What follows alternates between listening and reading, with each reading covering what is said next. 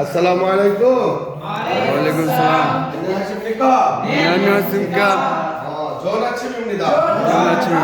আজকে আমরা দেখি একটু ওয়ার্ড দেখি। আপনি কাছে আসেন। ওকে, তাহলে দেখেন অধ্যায় নাম্বার কত? 21। আচ্ছা, এবারে 21 অধ্যায় আমাদের দেখেন আছে ফিউমান। কি আছে? ফিউম 1।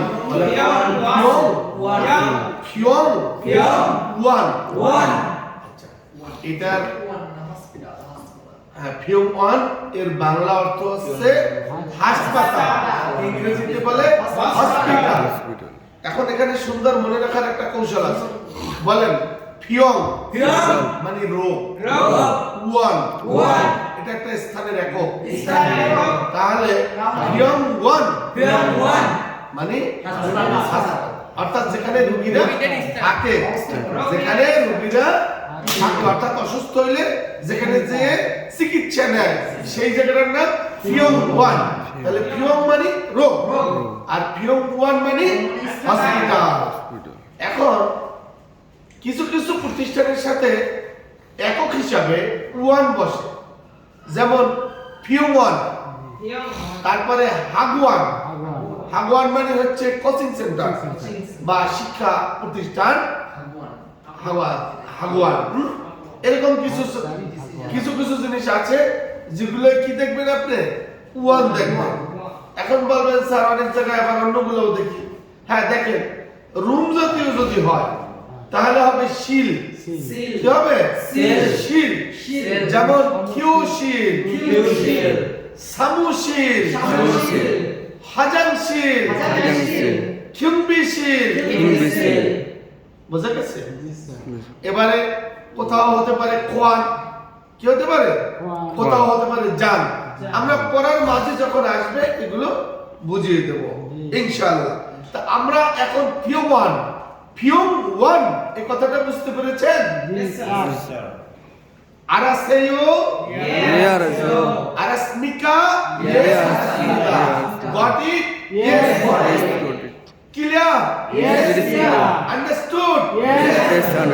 দেখেন একটা ভাষা, একটা কথা অনেক ভাবে বলা যায়, ঠিক কি না? একটা কথা, একটা ভাষা কি করা যায়? অনেক ভাবে বলা যায়। আচ্ছা, একই অর্থ, একই ভাবার্থ। এরপরে আছে দেখেন নবু মানে খুব। নবু অর্থ কি বলে? খুব। এখন নবু মানে খুব, নবু ইপয় খুব খুব সুন্দর, নমু জয় খুব খুব ভালো। নবু মানে খুব, মনে থাকবে? আচ্ছা, এখন দেখেন লেখা আছে আপাত। কোথাও লেখা আছে আপাত। আপাত মানে অ্যাপার্টমেন্ট, কিন্তু কাছাকাছি থাকবে আবার আফোদা।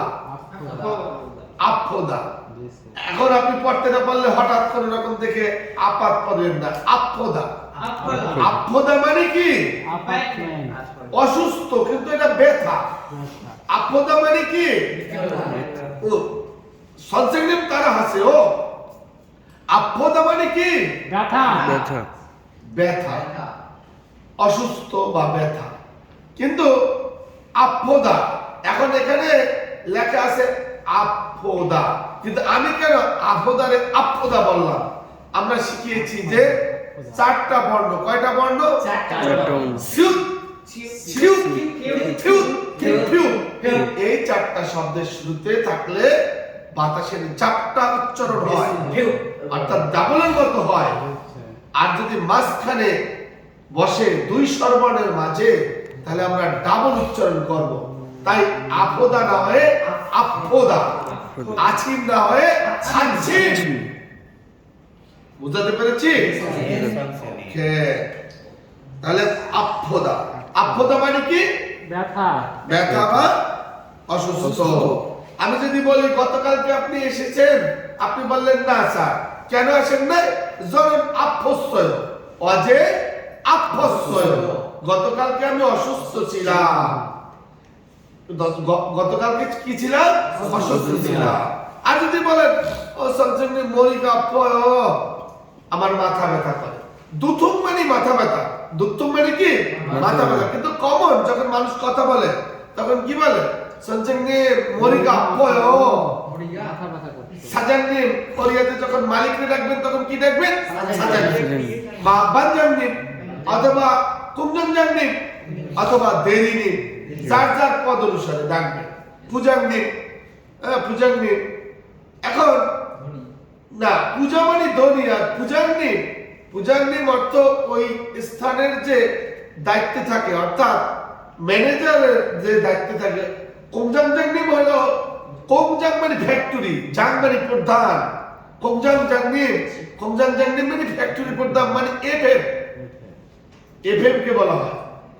আর যে সম্পূর্ণ গুজগাছ করে, যে সম্পূর্ণ কোম্পানির দায়িত্বে থাকেন, অর্থাৎ তিনি মালামাল ম্যানেজমেন্ট করে, অর্থাৎ মালামাল গুলো সুন্দরভাবে গোছালো ভাবে নিয়ে যান, ওনাকে পূজাঙ্গিন বলে।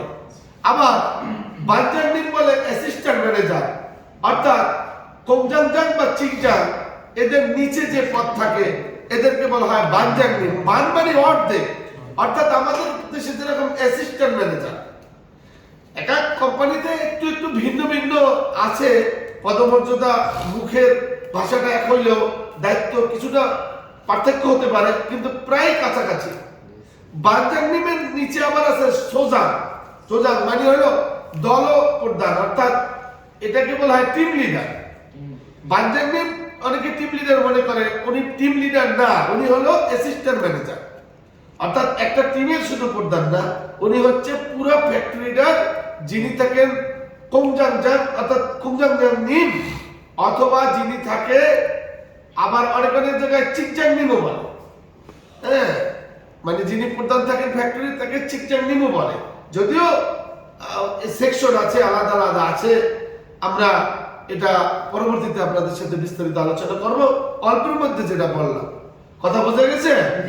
তাহলে কুমজাংজাংনিম, কুমজাং মানে ফ্যাক্টরি, নিম মানে প্রধান, জাং মানে প্রধান, আর নিম মানে সম্মানিত অর্থে ব্যবহার করা হয়েছে। কুমজাংজাংনিম শুনতে শুনে কুমজাংজাংনিম, ওই দেশে কুমজাংজাংনিম, কুমজাংজাংনিম অর্থাৎ ইয়ক শব্দের সাথে কয়ের কাছাকাছি উচ্চারণ হয়, সেই জন্য